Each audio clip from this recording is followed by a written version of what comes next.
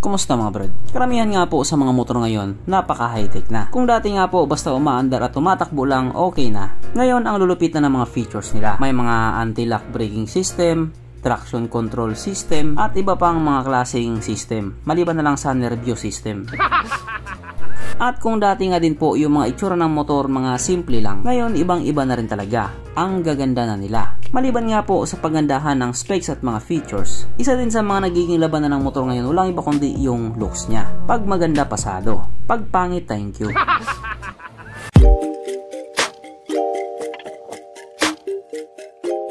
Pero syempre bago tayo magpatuloy, kung bago ka pa lamang napadpad dito sa aking walang kwentang channel, huwag ka na masubscribe. So yun na nga, isa nga po sa mga motor ngayon or scooter ngayon na masasabi natin na may kakaibang itsura in a good way, wala iba kundi ang motor na ito, ang Yamaha Auger 155. So anong tingin mo nga po dito sa motor na ito, lalo pa pag nakaharap, masasabi mo talaga na napaka-futuristic niya or napaka-advanced ng pagmumukha niya. Yung disenyo kasi sa motor na ito, medyo hindi rin talaga pangkaraniwan. Hindi ko lang alam kung ano yung nakain ng designer nito, bakit ganito yung ginawa niya. Pero okay naman. Pasado naman. Marami nga nagandahan eh. Kung ikukumpara mo nga siya ngayon sa mga kasalukuyang motor or sa mga kasalukuyang scooter, di hamak na mas advanced talaga yung design niya or futuristic yung design niya. Para siyang motorsiklo sa isang sci-fi movie. Ganon nga po yung datingan niya. Pero kahit ganon nga po, may pagkakahawig pa din ito sa Yamaha Aerox. Kasi yung makina nga po na ginamit sa motor na ito halos magkapares lang po doon sa makina ng Yamaha Aerox. Pero overall, di hamak na mas maganda pa rin to. Futuristic kasi yung design niya. Kaya dahil dyan, pag-usapan na naman natin kung ano nga bang meron sa motor na ito at kung gaano nga ba siya kaganda.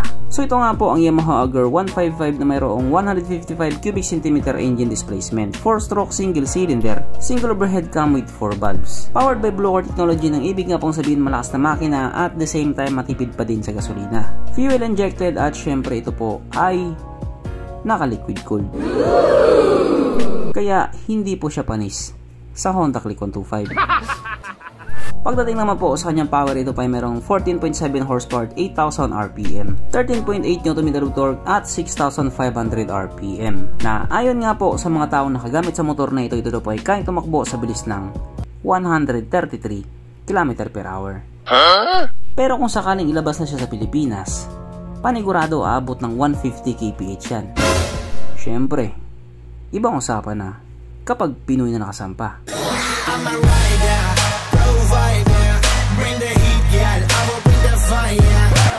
Ang kanyang tangke ay kaya makarga ng 6.1 liters fuel tank capacity na kumukonsumo naman na po ng 43.9 kilometers per liter. So para sa akin nga po yung mga ganong fuel consumption, matipid na po yun. Ang sukat ng kanyang gulong 120/70/13 sa harap at 130/70/13 naman sa likuran. Syempre parehas po itong naka-tubeless. Pagdating naman po sa kanyang braking system, ito po ay naka-disc brake sa harap at disc brake din po sa likuran. At katulad nga po ng inaasahan, meron po itong ABS. Ang kanyang seat height ay may taas na 815mm at ang motor nga po na ito ay may kabuuang bigat na 132 kg. Mapunta naman po tayo sa iba pa niyang mga features. So ang mga ilaw nga po sa motor na ito, naka fully LED na po. At speaking of ilaw, yung headlight nga po sa motor na ito, agaw pansin talaga.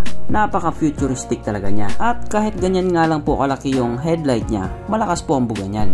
Pagdating naman po sa kanyang gauge panel, ito po ay naka TFT display. Malupit din talaga. At kitang kita din naman, naka-keyless na po yan. So dito nga po sa motor na ito, hindi mo na kailangan magsusi-susi pa. Papindot-pindot ka na lang. At present nga din po sa motor na ito ang kanyang USB charging port. Na para kahit saan ka nga po magpunta, hindi ka na mangangamba na baka malubat yung cellphone mo. Kasi nga, manonood ka pa ng Cornhub. At sa panahon nga po ngayon, gamit na gamitin talaga yung feature na yan. Lalo na doon sa mga taong naghahanap buhay gamit yung mga motor nila. USB charging port sapat na. At oo nga pala, ang isa sa pinakawalang kwentang feature na naimbento nila, meron din sa motor na ito. Walang kwenta sabi ng mga tao. Meron din po kasi itong Y-Connect or Yamaha Connect. Na ayon nga po sa kanila, wala naman daw talagang connect. Wala naman daw talagang kakwenta-kwenta. Mas okay pa nga daw na wala na lang siya. Nilagay lang naman daw kasi ito para mas lalong tumaas yung presyo. Aba matindi.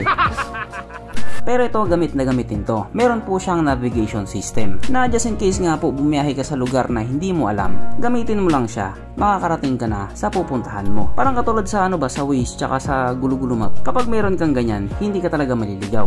Pero kung naligaw ka, huwag mo kalimutan si Magta. Magtanong ka. Kaso nga lang, kahit napakalupit or napakagwapo or napakaganda na ng motor na ito, may reklamo pa rin yung mga kuneho. Wala na rin kasi itong kickstart. Yes po, wala na talaga itong kickstart. Yan pa naman ang palaging hinanap ng mga taong walang pambili. At ito pa, meron po itong lean light assist na just in case nga po nagbanking-banking ka, kung saan nakatutok yung ilaw mo, I mean kung saan side ka nakabanking, doon din po tututok yung ilaw. Kaya kung ano yung mga hindi mo nakikita, makikita mo na. Kita mo na. At syempre ang pangmalakasan nga po, meron din itong TCS or Traction Control System na just in case nga po dumaan ka sa isang kurbada at madulas na kalsada, kusa nga pong mag-a-adjust yung gulong mo sa likuran para hindi ka sumemplang. O diba? Malupit siya. Saka yung mga ganyang klaseng feature dati, madalas sa big bike lang natin nakikita yan. Pero sa ngayon kahit small bike meron na din. Pero ito, kahit saan makikita mo to. Sapagkat nandito na nga po tayo sa exciting na part, ang kanyang mga suspension. So sa harapang bahagi nga po, ito ay ginamitan ng telescopic fork. At sa likuran naman, ito po ay gumagamit ng dual shock absorber na ayon nga po sa mga taong nakagamit sa motor na ito, magandang bounce.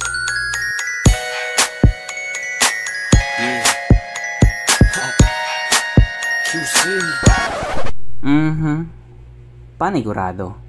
Wala na namang nalungkot. At dahil wala nga pong nalungkot, alamin na pa natin kung present nga ba sa motor na ito yung tatlong pinaka-importanting features. So, una na nga po dito ang kanyang lagayan ng istalyon. At good news mga brad, meron siyang ganun. Meron siyang lagayan ng istalyon. Pangalawa, meron din po siyang sabitan ng pulutan. At oras na nga po para sa ating Red Horse check, ang pinaka-importanting feature sa isang motor. At ayon nga po sa aking masusing pag-aanalisa, ang motor na ito ay kayang magkarga ng 2 kahong Red Horse.